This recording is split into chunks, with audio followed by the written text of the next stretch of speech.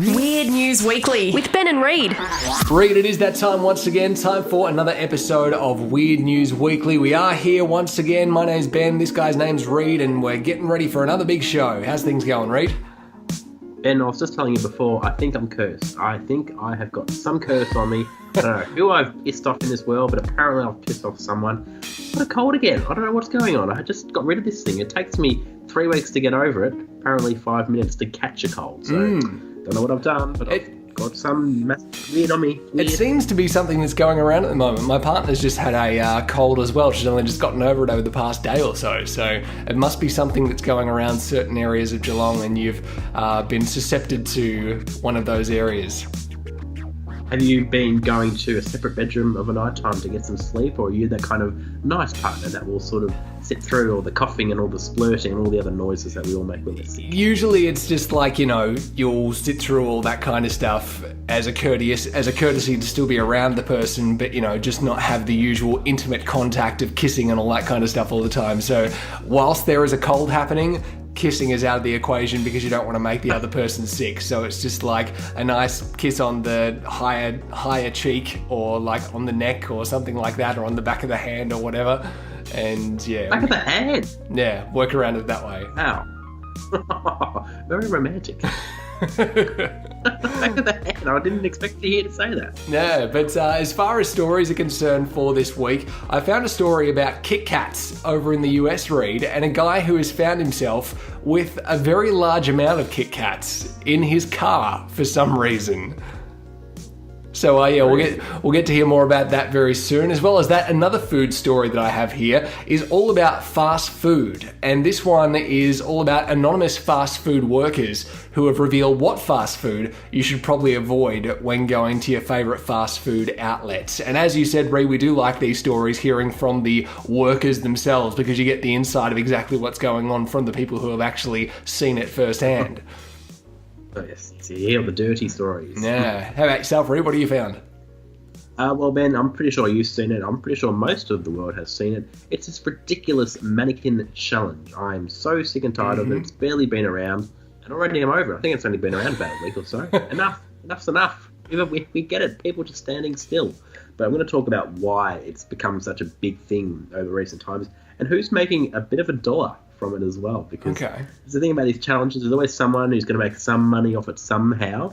Well, some people are making some money off it, and I bet you they're making quite a pretty penny. And I'll talk more about that soon. Also, one thing that I really don't like in this world is when chocolate gets smaller, but the price remains the same. Not happy, Dan. And another company has decided to do this procedure. And it's chocolate that I reckon we've had in our lives at least once or twice before, but maybe not all the time. But nonetheless, I'm not happy. I don't think too many people are very happy about that one, judging by the product's Facebook page. I've seen a lot of nasty comments on there, but we'll get to that a bit later on. As far as keeping in touch with the show, you can do so via Twitter, at Weird News Weekly on Twitter. That's where you'll find all the source articles for our stories each week right there. As well as that, if you'd like to listen to the show, iTunes, Stitcher and Soundcloud. A massive response to last week's show, Reid, compared to usual. Usually we get about, anywhere from 25 to 35 listens at the moment, and that's usually something that we're pretty happy with. But last week's episode, as we're recording this right now, is up to about 111 plays on SoundCloud. I don't know what's happened. We are always surprised when we get a bit of a better result than usual. So yeah. Maybe we shouldn't set ourselves up too high. We've got 100 listens. Next week, 200 listens. Yeah.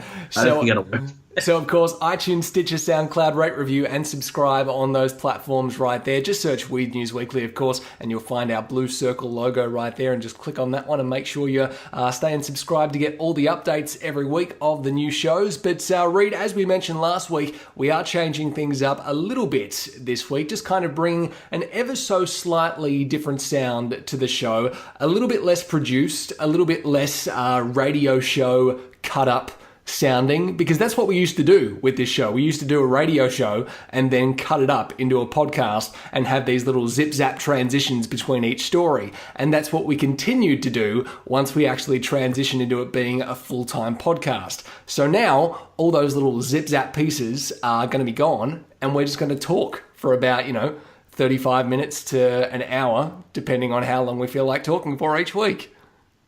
Let's face it, who doesn't love two guys just talking about crap for a couple of hours about some weird news stories? Exactly. So let's just rip into it. We'll kick off with our first story here about the Kit Kats over in the US. This guy here has found himself with a lot more Kit Kats than he bargained for. It's a guy over in Manhattan over in the US. His name is Hunter Jobbins. Love that last name, Jobbins. But basically what's happened here is when he drives around, he always keeps a piece of candy, as they call it over in the US, on his dash somewhere, just as a little snack that's easily accessible when he's driving around. On this occasion, it was a Kit Kat that he was keeping in the cup holder of his car. Now, he'd gone to do his laundry at the local laundromat, and it was just about finished, so he's quickly pulled his car up out the front, left his car unlocked, quickly just gone to run into the store, get his laundry, and run back out again. He said that he couldn't take too long because he might get a ticket otherwise, because, you know, paid parking and all that kind of stuff that he didn't really pay for. He was just being really quick and running back in and out. But when he got back out to his car with his laundry, he's put it in the back seat, jumped in the front seat, expected to have his snack still there and going to eat it on the way home. No, his Kit Kat was gone. What? Dun, dun, dun. So in the brief moment that he'd parked there at the laundromat to go in and get his laundry basket and come back out again, someone's walked past his car and gone, "Ooh, there's a Kit Kat right there. Wonder if the car's open. Oh, yeah, it is. Cool. I'll take that Kit Kat." But it gets even better because the person that took the Kit Kat actually wrote him a note on a napkin to apologize for taking the Kit Kat. Oh, wow. Burn. Kick a man when he's down. So the note reads as follows: "Saw Kit Kat in your cup holder. I love Kit Kats, so I checked your door and it was unlocked. Did not take anything other than the Kit Kat. I'm sorry and hungry." Oh, man. Oh, that's fantastic. So basically what he's done here is what anyone would do. He's jumped on social media and said, "Guys, someone just stole the Kit Kat from my car." And he's, you know, snapped a photo of the note that they left him and posted that on Twitter. The post has gone absolutely viral, and the makers of Kit Kats over in the US, Hershey's, have actually contacted him and said, "Hey, would you like us to give you a new Kit Kat?" And he was like, "Yeah, sure, I'll take a new Kit Kat." So they sent a rep to his closest location, a Kit Kat rep. And they've driven out to him and put a Kit Kat back in his car where the original one was. And then all of a sudden they just started stacking more and more and more Kit Kats in his car as well. The dude started off with one Kit Kat before he went into the laundromat. That Kit Kat got stolen, and now he's ended up with 6,500 Kit Kats. Oh, brilliant work. Oh, nice work, Kit Kat. I love it. So he is absolutely sorted for months and months and months as far as the Kit Kats are concerned. He's probably dealing them out to his friends and all that kind of stuff. They're just like, "Hey, dude, need a snack? Can I have a Kit Kat?" "Yeah, sure. I've got plenty. Here you go." It's such an opportunistic crime. Ooh, chocolate bar. I'm going to steal the car? Nah, I'll steal the chocolate bar. Fair enough. But I mean, of all the things to steal, not even the car itself, just the actual chocolate bar. And the guy's profited by getting a year's supply, sounds like a year's supply of chocolate. Yeah. What a brilliant story. It's amazing. It's amazing, though, how so many of these companies get behind this kind of stuff. And when they see, like, a little bit of an injustice somewhere, they'll just go above and beyond to make sure you're satisfied with sending you out even more of that product than you've had previously. I think it's the power of social media. And I really like it when companies actually get on board these really positive stories. I mean, it's not that negative of a story. Guy's had his chocolate bar stolen, and they've not only replaced it but given him a year's supply of chocolate. So great to hear these companies getting on board the positive stories. So I just love it because it's all about that interaction, you know, with customers, and it's so good. Well, because this kind of reminds me of a video that I watched on YouTube once. There was a dude who was calling up I think it was Wonka, the lolly company, Wonka, and he's called them up to talk to them about Runts. Remember Runts? It was their little shiny fruit lollies, and they were kind of powdery on the inside. Oh, not really. No, not really. Might have been. Might have been more of an American thing that we only got here sporadically throughout the late 90s, I think. But he was ringing them up because he saw on the back of the packaging that you could call the customer service line. And he was just like, hey, wonder what happens if I call the customer service line. So he's just called up the customer service line and he was just like, okay, guys, there's a little bit of a problem here. Opened up my bag of runts and I've got no red ones. And they were just like, oh, you've got no red runts. And he was like, no, I bought the multi-pack, so I've got multiple packs in this big bag, and I'm opening up all these little packets of runts, and there's no red ones in there. And they were like, oh, this isn't right. There should be red ones in every packet. What we'll do, we'll send out you 3 more bags of runts. We'll make sure those ones have red ones in them, and we'll send them out to you immediately. What's your postal address? And then he beeped out his postal address, and they've sent him 3 bags of free runts. Wow. Oh, my goodness. But then he's held up the bag of runts that he had, and it was just littered with red ones. He was just telling a lie just to see what would happen if he called up the line.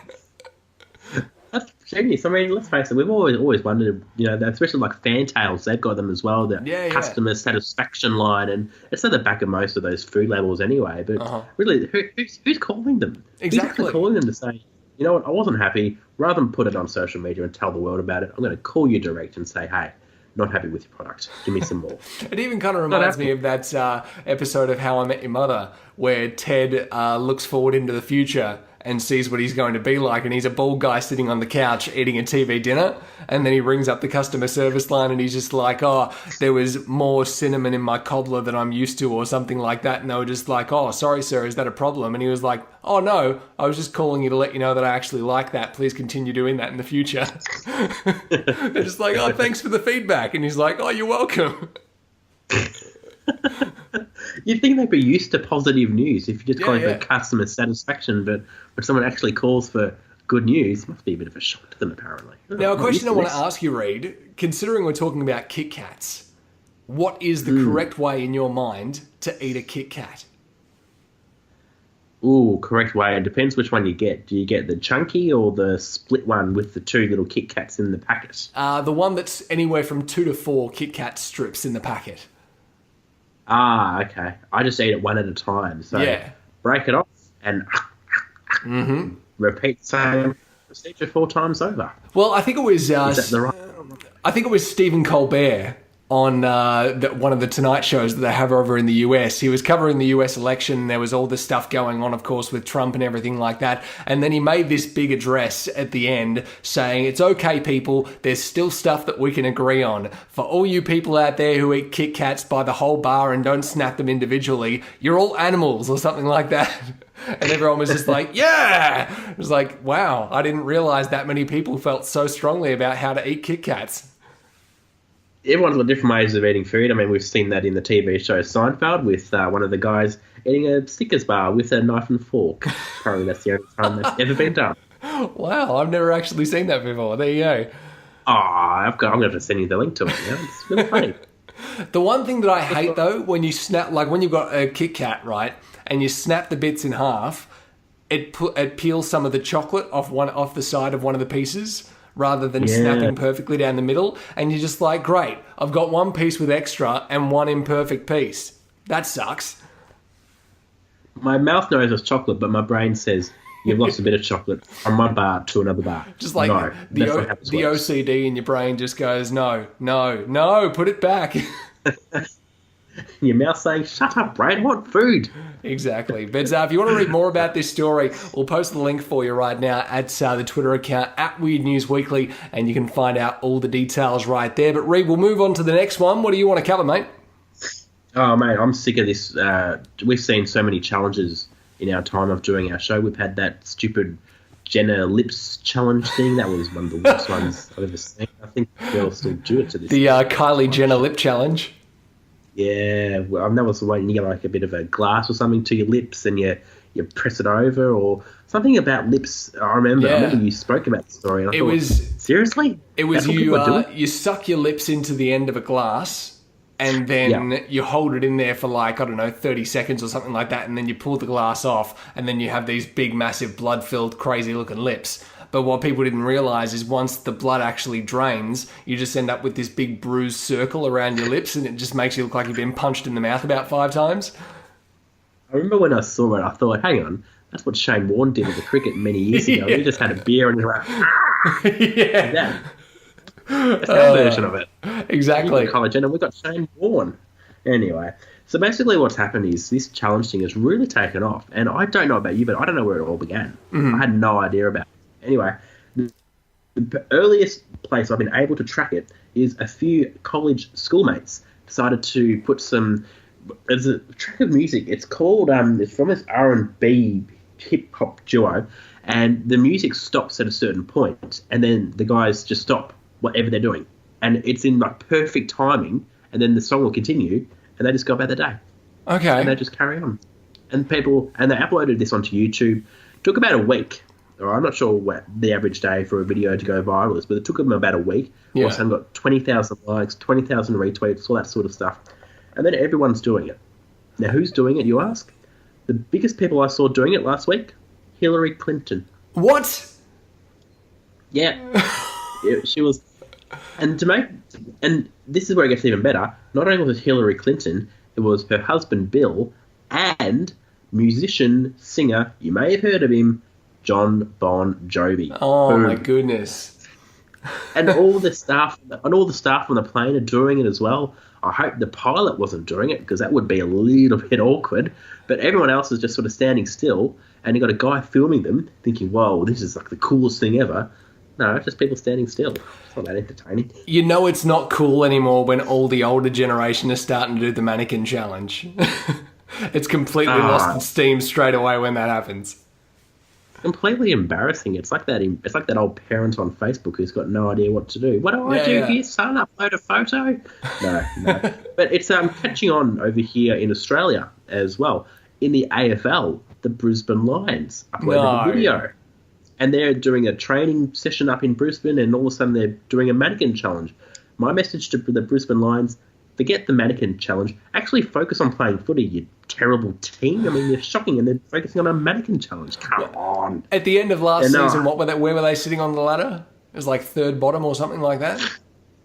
Second last. Second last. There you go. Maybe, stop working on the mannequin challenge and start working on your skills, guys. Yeah, it would probably help. I mean, I know that we finished last being an Essendon fan, but anyway, that's all go. So the name of the R&B duo, now that I got my glasses on, they're called, I don't know if you've ever heard of them, I certainly haven't, they're called Ray Stremmed. No. My thoughts exactly. I had never heard of that name in my life.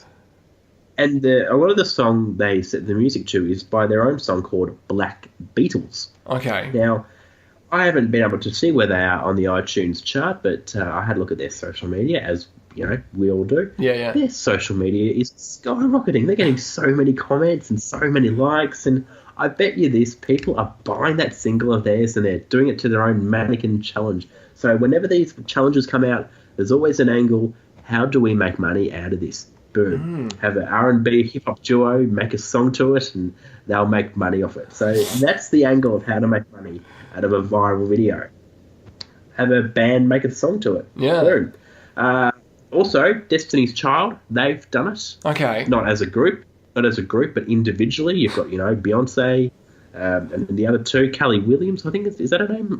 Kelly Rowland. Kelly Rowland. And the other one. Is the other one a Williams? Whatever her first name is?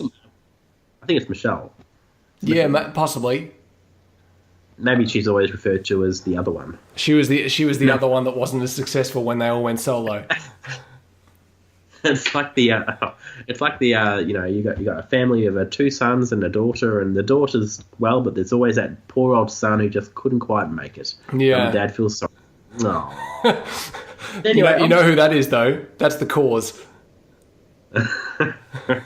All the daughters were talented, and they were just like, "Hey, what about the son? He can like strum the guitar a couple of times. Chuck him in there as well." Well put.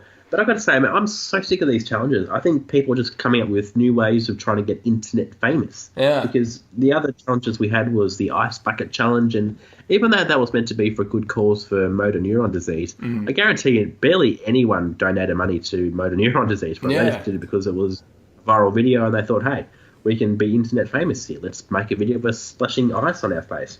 So I don't know. I think unfortunately, this challenge looks like it's sticking around for a little while, but. Gee, I really hope it goes quickly because it is so ridiculous. It's kind of like we obviously had things like planking as well, and that was just ridiculous. And then there was one called hashtag Frozen Chook. Do you remember that one? Oh, vaguely. I remember the name of it. It was like you strip down naked in some random place wherever you are, and then you roll yourself up into like the fetal position on your knees, and you look like a frozen chook. And then someone takes a photo of you and you post it on social media with the hashtag Frozen Chook. There was one really weird one that I saw, though, and I was just like, okay, the photo is weird enough in itself because it's a guy who's naked in the middle of a country road, rolled up looking like a frozen chook. But then on top of that as well, obviously he had a water bottle that he was drinking out of, and he decided to sit that behind him in between his legs. So when he's crouched himself up, it was almost like he was trying to crouch himself and stick it up his backside. Oh. And I was just like, okay, that just sent the photo to an all new realm of weird. What's the guy trying to do? Be a clown or trying to get famous on the internet? I don't know. I remember the other one we spoke about on our show. I can't remember the name of it, but it was and this was to promote a product, but it was done in a very bizarre way. It was the fish boobs challenge where women would hold a fish up in front of their boobs, and that would be the only part of clothing they wear. I can't remember the name of it. I can't remember the name they were using for that one either, but there was also that one, hold a Coke can with your boobs or something as well.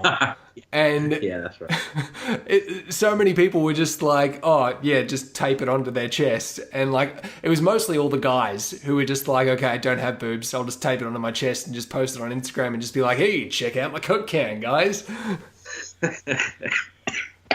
Very good. I'm coughing, but I'm laughing. I don't know. It seems a lot of sport teams are getting involved in this challenge over in America. A team in the NFL, the Pittsburgh Steelers, they were doing it. They were meant to be doing a press conference, and the press are in there, and the guys are just all standing still. And the press are going, what? They just finished a game, and the journos are in there waiting to ask them important questions, and the players are just sitting still, not hoping the journalists are just going to go, just partaking in the Mannequin challenge.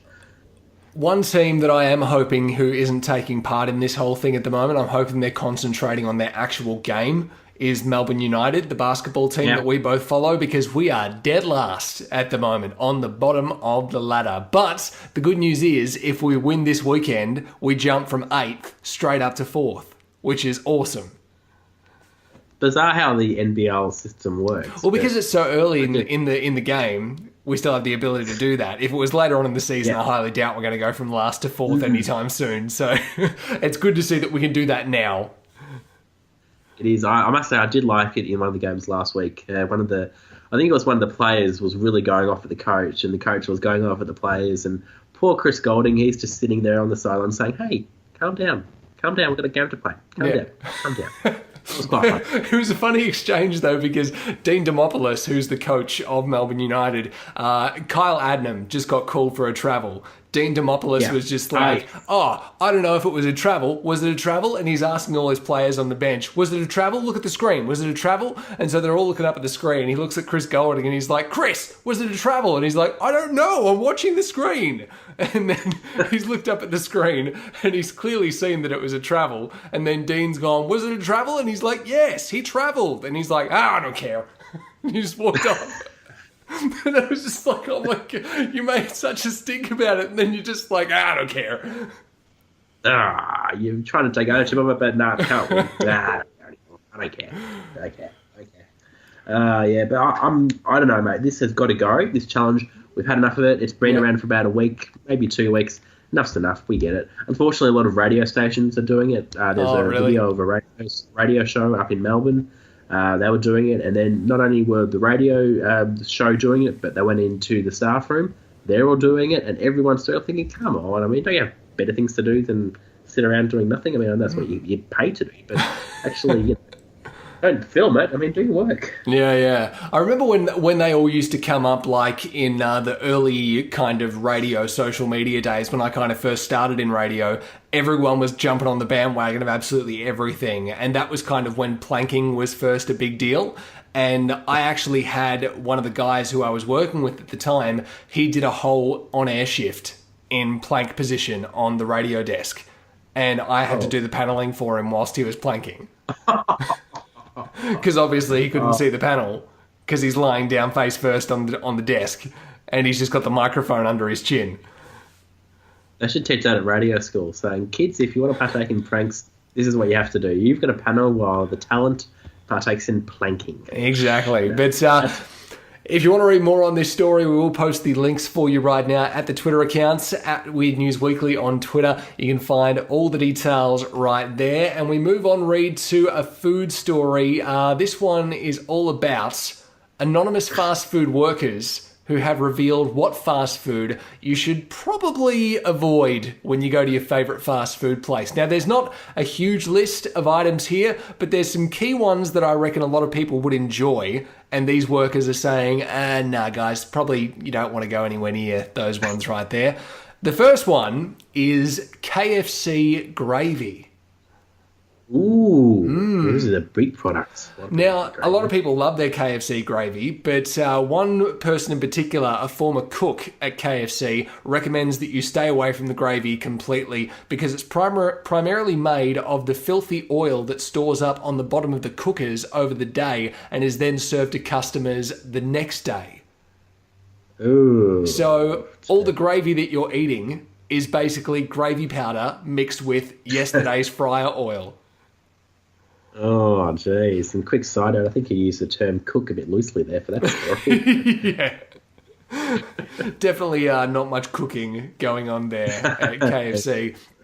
Even though they say they get in bits of chicken and then they cover them in the herbs and spices and all that kind of stuff themselves and then put it into the fryer, I would like to actually see that process happen at KFC to fully believe it myself. Because I still reckon they probably get those pieces of chicken that have already got the coating on them and then they just put them in the fryer like that.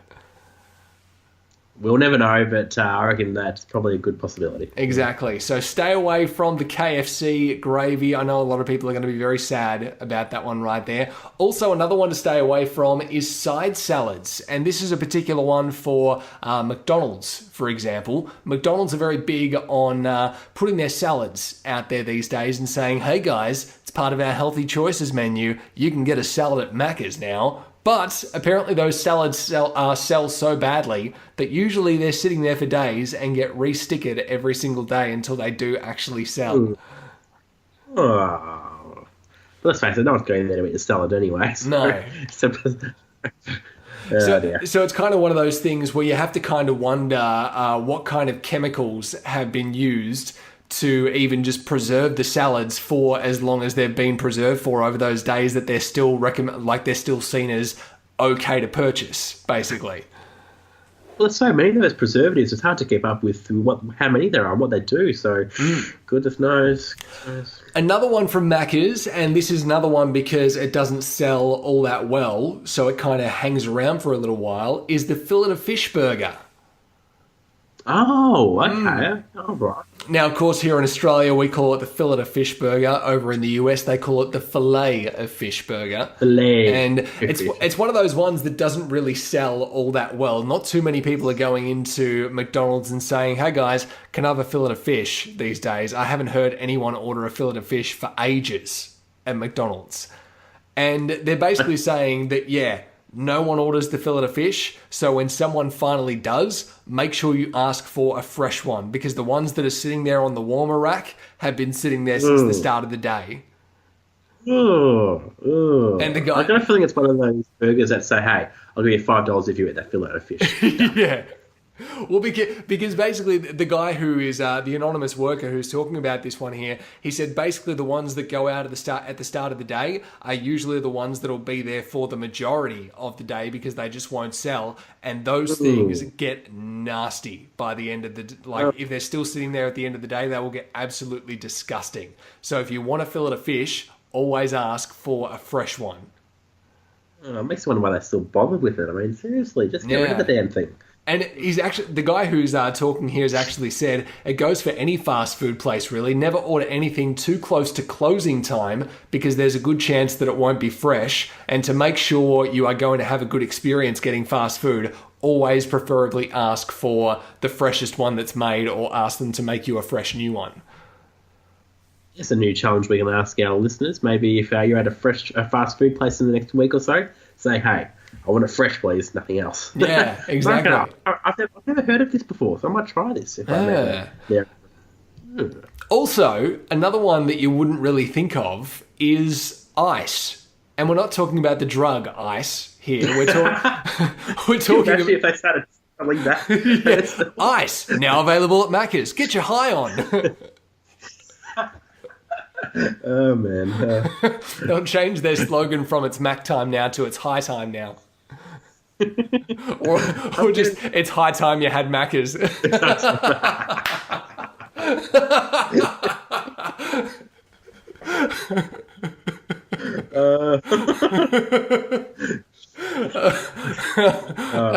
Okay, so we're talking about the actual cubes of ice that go into your drink here. Apparently when you order a drink, you should ask for no ice because the ice machines never get cleaned. Oh, yeah. Hello. So they're constantly pouring water into these ice machines and it's making ice cubes, but they never actually get cleaned out of the ice. Like the ice maker never actually gets cleaned out. Oh, jeez. So all this dust and like grease and all that kind of stuff that's been just congealing around the area that people have been working in is just all dripping into this ice maker, and you're getting like greasy oil ice blocks. Yummy. So and I'm wondering if that's why when you look at your, like if you take the lid off your drink when you're having a soft drink at like KFC or McDonald's or something like that, I wonder if that's why if you take the lid off the soft drink and you look at the soft drink itself, there's kind of a trail of like markings that follow the ice blocks around as they start to melt. So is that like, you know, oil and stuff that's been inside the ice cube that breaks down inside your drink? Ooh, and you're just drinking oily Coca-Cola. Ugh. Oh, no, I don't want to think about that. So if you're asking for Diet Coke, you're not really getting Diet because it's like coated with oil from the fryers and stuff that's gone into the ice machine. Oh, jeez, no. Another one that you shouldn't have is dipped soft serve cones. So, you know, like a soft serve cone that they've dipped into the chocolate that hardens around the ice cream. So you shouldn't have the chocolate dip. The ice cream itself is okay. The chocolate dip is a no-no. Because the chocolate dip, the container with the chocolate dip just sits there next to the ice cream machine all day. And most of the time it's sitting there kind of half open because people are too busy rushing around doing stuff. So they dip in the ice cream, quickly chuck the lid back over the top of it, and it like comes half off. And then all these people are spraying stuff and cooking things, and there's like cooking grease flying around all over the place. And this chocolate ends up disgusting by the end of the day. Oh, man, I don't want to hear that. I like chocolate. Oh. And the worker who's talking about this one here actually says the top layer will congeal and they just mix that shit back up and still use it. Oh, wow. Oh, gross.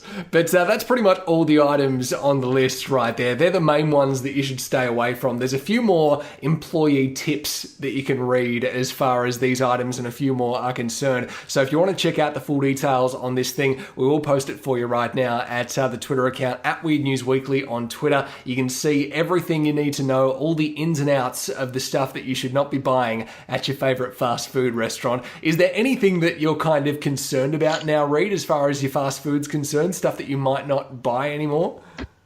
Gee, it sounds like the products you should stay away from is all anything drink related, because it seems like that's the sort of stuff they they should be focusing on, but it seems they're not. So makes me wonder if I'm going to go in there anytime soon, because I'm just worried now that I'm going to eat something that makes me think, I shouldn't really eat that at all. No. But I actually reckon they're right about the fillet o fish one, because who orders it?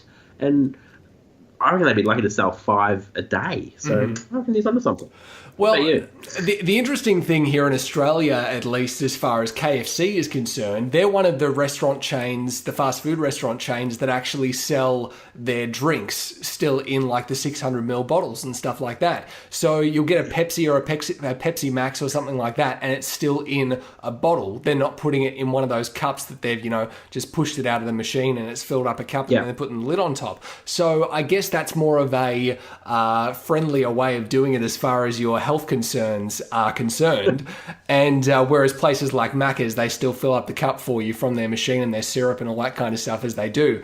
And the only thing that I really usually buy from a fast food place, as I've mentioned on previous episodes of this show, I think, is a chocolate thick shake from McDonald's. Every now and then I'll treat myself to one of those. That's basically the only thing that I get from fast food places these days.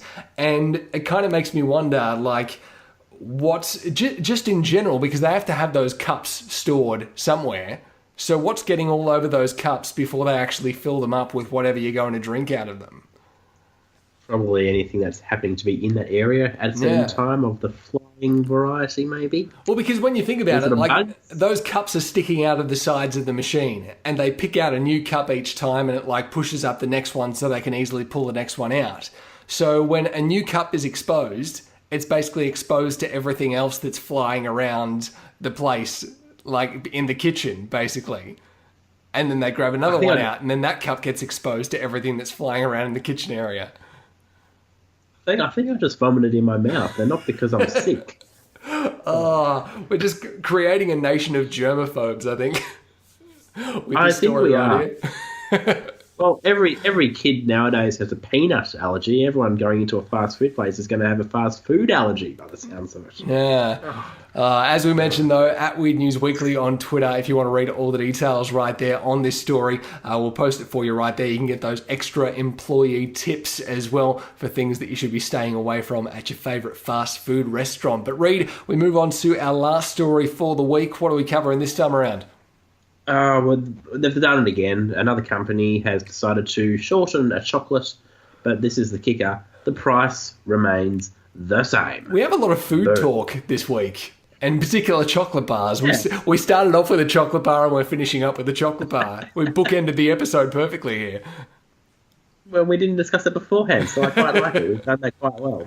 But what Toblerone are doing is they're widening the spaces of Toblerones, and as a result, about 10% of a Toblerone bar will be reduced. So effectively, 10% of a Toblerone bar is gone, but you'll still be paying the same price as you were for the previous size of a Toblerone bar. Now, we should obviously mention here that for people who don't know what a Toblerone bar usually looks like, it's a long triangular, it's a long, skinny, but triangular in shape chocolate bar, and it's split up into peaks, like little mountains, because that's what's on the packaging, little hills. And, you split those little hills apart, and then you've got like nice little peaks of chocolate. But now those peaks are going to be shifted further apart, so you're getting at least, 10% less chocolate now? 10% less chocolate. Yeah, still at the same price, which sucks. I wonder what they're going to do to the massive sized Toblerone bar, like the one they had on Friends, because that's the one I remember was a massive sized one. Do they get rid of any part of that Toblerone bar, or do they still keep the same? Because either way, you're still paying the same price for less chocolate, which doesn't go well with me. So now they have outlined the reason why they're doing it. A lot of people, interestingly enough, thought it might have something to do with Brexit, because this is where the Toblerone is made. It's made over in the UK, so they thought, hang on, Brexit's just happened. Is this a coincidence, or are you doing it because of Brexit? No, they've come out and said no, it's just a coinkydink. The reason they're doing it is because the ingredients they use to make the Toblerone, the price of those are going through the roof. So in order to cover those sort of costs, they've got to reduce it. Otherwise, if they still use the same ingredients, they'll still be losing money. So this is a way of saving money for the company. But for the buyer, for us, the buyer, No, we're still not. We're actually paying them the same for less. It doesn't go well in my book. I don't like the fact that I'm going to pay the same for less. It doesn't go well with me. No, I've never liked it, and I still don't like it. We've seen this happen with a lot of products over the years, and funnily enough, a lot of them are chocolate-related products. Because we saw, for example, the Cadbury Dairy Milk block, which everyone loves here in Australia. It used to be a huge block, and it was, the price that it was. And now that block that is the same price is nowhere near as huge as it used to be. No, I still don't remember it being as huge as it used to be. I used to finish off one of those bad boys, and I was quite full by the end of that. But nowadays, not so much, and that's the reason for that, because it's gotten way shorter. They also did this with a non-chocolate product a few years ago. Do you remember when Allen's Lollies got rid of the Killer Python? By not making it a Killer Python, they cut it in half, but they still advertised it as a Killer Python, and the price didn't go down. The price stayed the same. So this is obviously a thing they do. I was a bit annoyed a few years ago. One of my favourite chocolates in the world is M&M's. They reduced the size of both their family size and their traditional size bag of M&M's. They went down by about 50 grams, maybe 75. The price still remained the same. And I'm just getting sick of it. I'm paying more for less. I don't like it. I've still got to do it, though, because I like my M&Ms. I'm not going to go without, but, gee, I'm not happy. For some reason, I thought you were going to say that they reduced the physical size of each M&M, and I'm just like, wouldn't that be just M&M's minis? No. Apparently, they reduced the size of those as well. Not the size of the M&M minis, but the bags. Oh, okay. So, I don't know. I mean, I'm just not really happy with this whole thing. It's like with a bag of chips. You're paying more for the air than you do for the actual chip content. Exactly. That's why everyone loves Pringles. That's why everyone loves Pringles so much, because you get less air and you get this big stack of chips that goes right to the lid. Yeah, that probably explains it. I do like my Pringles, and I've never seen them produce. But then again, even Pringles have come under this scrutiny lately because they've shrunk the size of the bottle or the tube, and they've actually shrunk the size of the chips themselves as well. But they're still putting them out there for the same price. Oh, and yet we're still paying them. We're still buying them. We're not buying them. I mean, there's no. Usually with these sort of things, there's a social media campaign and we get all angry and but none of that ever happens. And not to alarm anyone, as my voice just fades on me for some reason, not to alarm anyone here, but for some reason Pringles are now being dubbed as the cancer chip, because apparently the coating on them gives you cancer.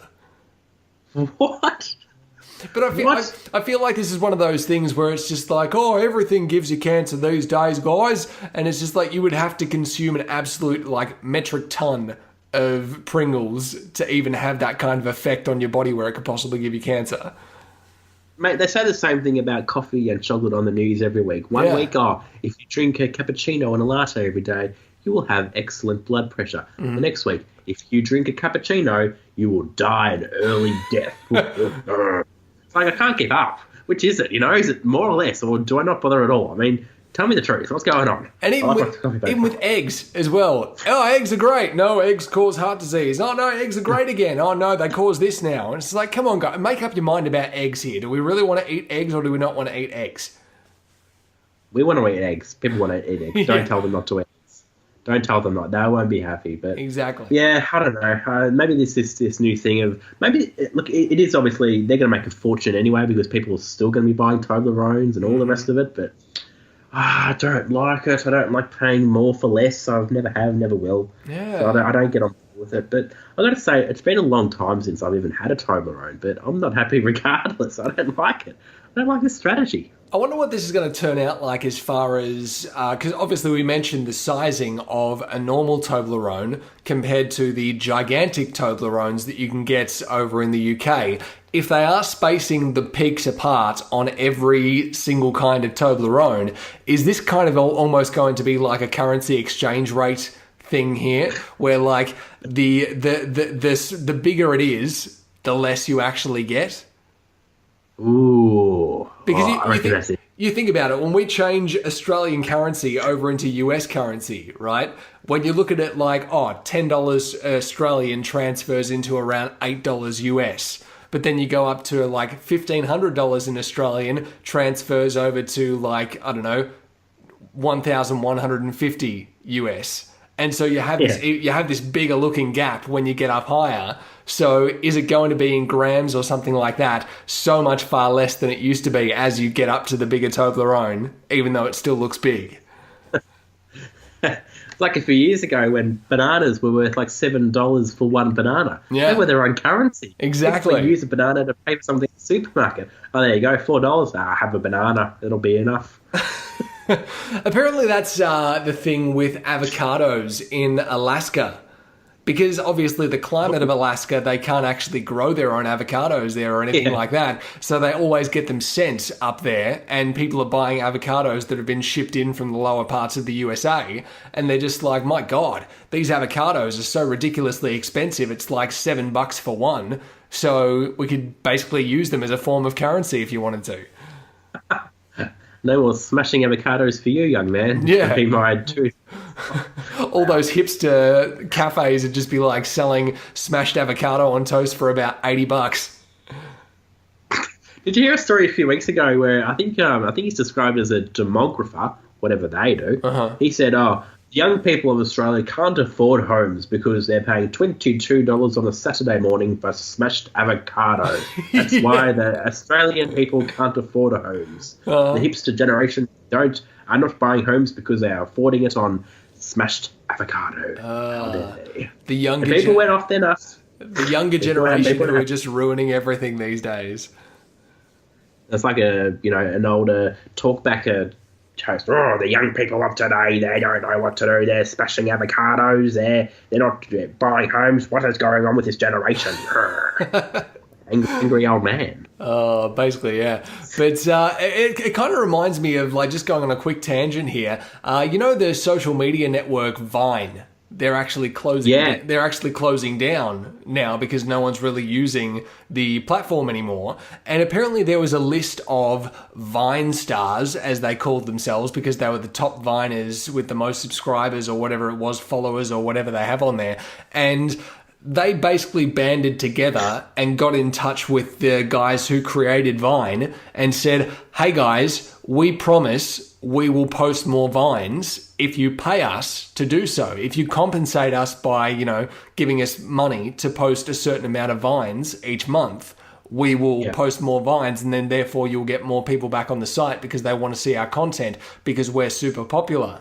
These guys apparently wanted $1.2 million each per month for posting a month. Yeah, for posting 12 Vines a month.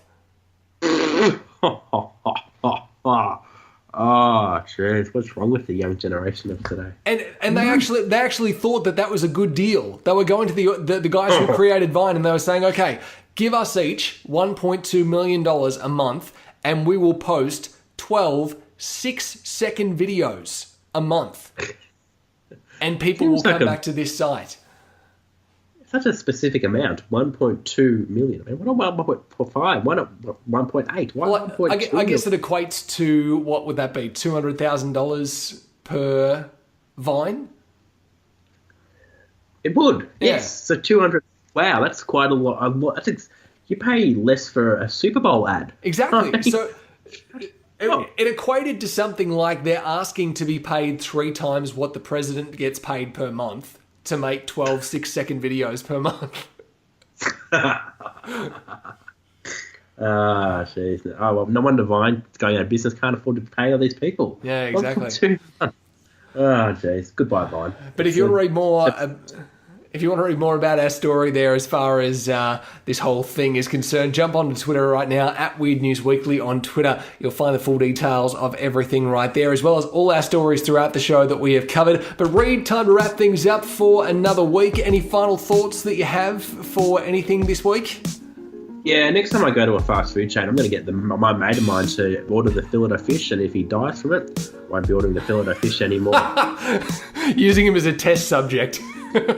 My guinea pig, yes. I know the secrets, but he doesn't. I'm going to be very careful from now on when it comes to getting stuff at a fast food restaurant, I think. I think we need to be more cautious. Just, go there with a bit of caution. I'll be always making sure that everything is 100% fresh. Not that I go to fast food restaurants all that much anyway, apart from, Subway, I guess, but that's all getting made in front of me, which I'm a little bit more comfortable with, that it's actually, being kept fresh in the sealed containers that are in front of you, that they're constantly opening and closing. So I'm a little bit more okay with that right there.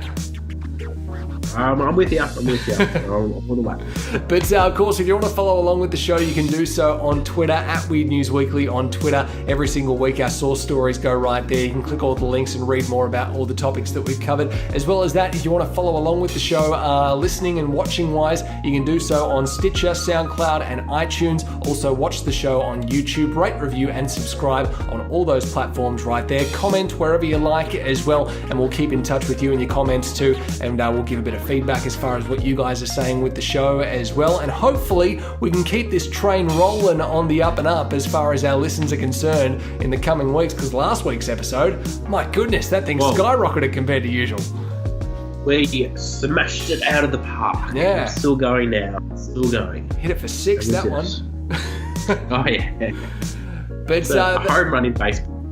We are about to wrap things up for this week, of course. It's kind of a bit of a test week as far as the show as a whole, just us talking throughout the show. We'd like to hear feedback on that as well. If you like the more produced sound of things and you'd like us to go back to that, feel free to let us know. Or if you'd like us to stick with this one, just a kind of casual chat between the two of us, then we'll keep doing this in the future. Whichever one people like more, we'll tend to go with, because we want to keep you guys happy as well as far as the listeners and watchers of the show are concerned. So give us your thoughts about what you thought about this week's version of the show in comparison to previous weeks, and we'll judge the future episodes of this show in conjunction with what your thoughts are. But that's pretty much things all said and done. So I've been Ben Rogers, this guy has been Reid Marnie, and we will catch you next week. See you, bye.